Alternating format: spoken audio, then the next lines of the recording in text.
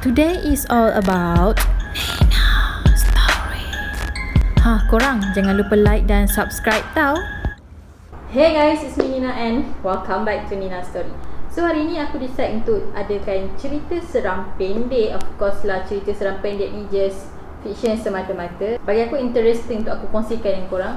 Dan aku dah tak sabar lagi untuk menakutkan diri aku sendiri. Marilah kita sama-sama menakutkan diri kita dengan mendengar cerita seram pendek ni. So, are you guys ready? So, without wasting any time, let's get started. Jangan biarkan hidup korang dihantui entiti tak berjasad. Okay, untuk video pada kali ni aku akan ceritakan dalam 13 cerita seram pendek. Dan ya, kita akan mulakan dengan cerita seram pendek yang pertama.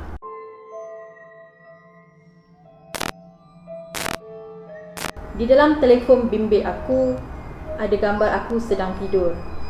Padahal aku tinggal sendirian. Dia tinggal seorang, lepas tu ada seseorang yang telah mengambil gambar dia. Seseorang ataupun sesuatu.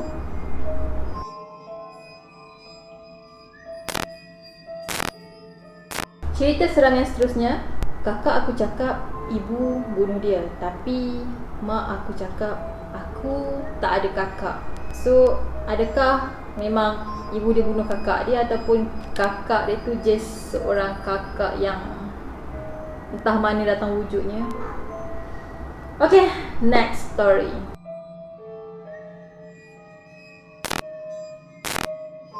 Aku terdengar ibu memanggil aku ke dapur. Semasa aku nak ke tangga untuk turun ke dapur, aku terdengar bunyi suara bisikan datang dari almari. Jangan turun bawah sayang. Ibu pun dengar juga. Jap. So siapa yang panggil dekat bawah? Mak dia ke atau... Tapi kalau mak dia, kenapa mak dia nak sembunyi dalam almari? Am I right? Kalau korang jadi dia, korang percaya yang mana? Adakah korang percaya suara yang dalam almari tu ataupun korang akan turun ke bawah? Komen dekat bawah tau. So, next.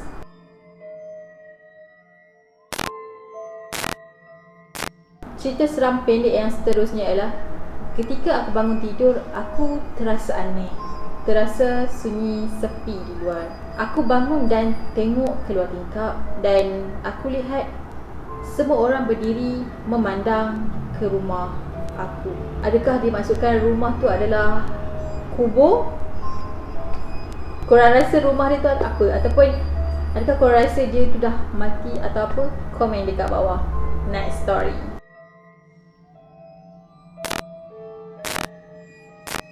Cerita seram yang kelima. Anak perempuanku tidak mahu berhenti menangis dan menjerit pada tengah malam. Jadi aku memilih untuk melawatnya di kubur dan meminta dia untuk berhenti. Tetapi nampaknya tidak membantu.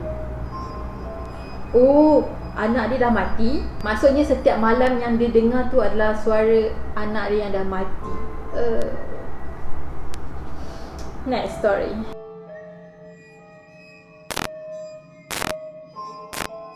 Aku terbangun apabila terdengar bunyi ketukan pada gelas. Awalnya aku fikir bunyi itu datang dari tingkap, hinggalah aku terdengar bunyi itu sekali lagi datang daripada cermin.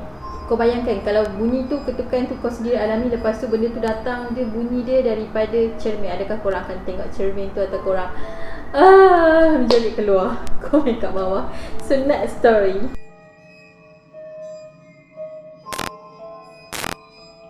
Ada wajah yang sedang tersengih memandang aku dalam kegelapan malam di tingkap bilik aku. Aku tinggal di tingkat 14. Oh my god. Macam aku sekarang rumah aku tingkat 12. So aku dah boleh terbayang macam mana dia punya keadaan. Agak menyeramkan. So next story.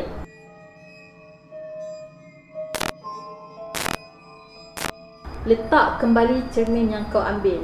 Kami rindu untuk melihat kau. Benda tu, tengok orang tu melalui cermin. Seram gila. Okay, next.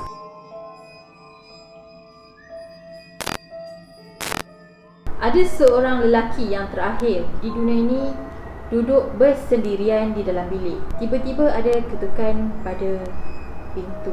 Mungkin ada orang lain yang mungkin survive.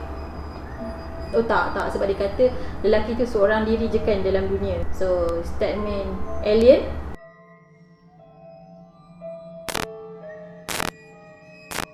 Pemandunya tidak berapa peramah. Kemudian aku cek telefon aku. Hai, saya Yuba anda. Saya di luar. Yang dia naik tu, dia naik kereta siapa?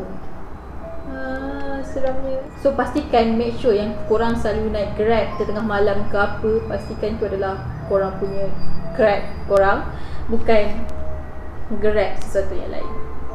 Next story.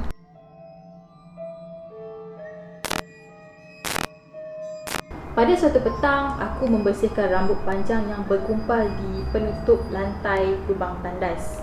Keesokan harinya, gumpalan rambut itu masih ada lagi dan ia bertambah banyak. Aku seorang lelaki berambut pendek dan aku tinggal seorang. Dah lah aku tengah cerita ni seorang-seorang dekat rumah. Oh my god, ya Allah. So kalau korang kat tempat dia, korang just alah buang je lah, ni mungkin rambut siapa? Okay, next story.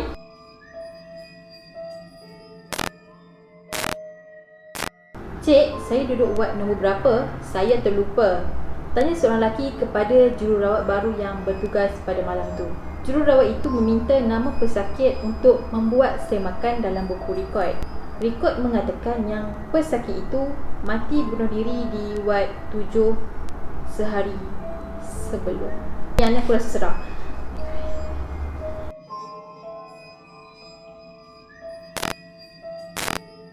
Setelah selesai latihan gamelan, semua ahli kelab pulang ke bilik masing-masing kecuali Ita.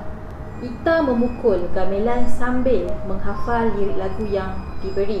Tiba-tiba, 3 set gamelan di belakangnya turut sama berbunyi. Kalau aku dekat tempat si Ita tu, aku rasa aku dah berterabur lari, aku dah tak peduli dah. Selamat tinggal.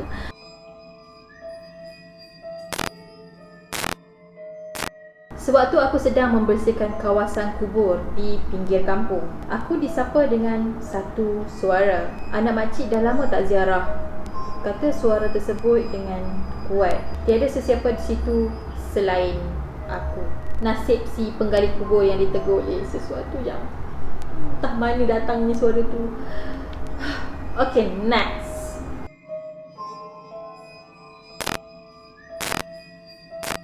Sampai di bilik hotel, aku membuka pintu dan masuk ke dalam bilik yang gelap gelita itu. Lantas, kakiku terpijak sesuatu. Aku membuka lampu dan melihat sekujur mayat dibaluti rapi dengan kain kapan. Tiba-tiba, ikatan kain kapan itu terbuka satu per satu. Okay guys, last story untuk kali ni.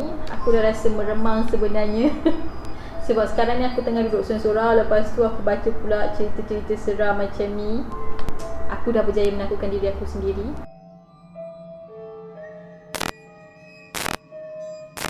Cerita yang terakhir adalah setelah 3 hari berada di rumah opah, kami bersiap untuk pulang ke bandar selepas maghrib.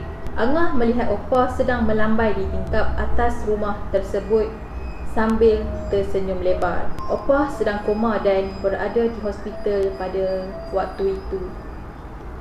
Shit.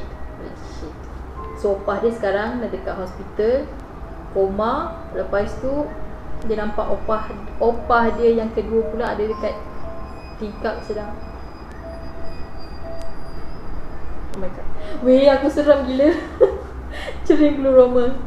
Okay guys, that's it for today. Dan ya, aku harap korang suka. Kalau korang suka video ni dan korang nak aku buat dia ada part 2 ke part 3 ke, just komen dekat bawah dan aku akan buat. Pada korang yang belum lagi subscribe channel aku, jangan lupa untuk subscribe di bawah dan turn on notification supaya korang boleh tahu bila masa aku upload video yang baru. And korang boleh juga follow aku dekat Twitter dan juga IG. Link ada dekat bawah. Korang just tekan dekat situ je dan follow aku tau. Dan kita akan jumpa lagi pada video yang akan datang.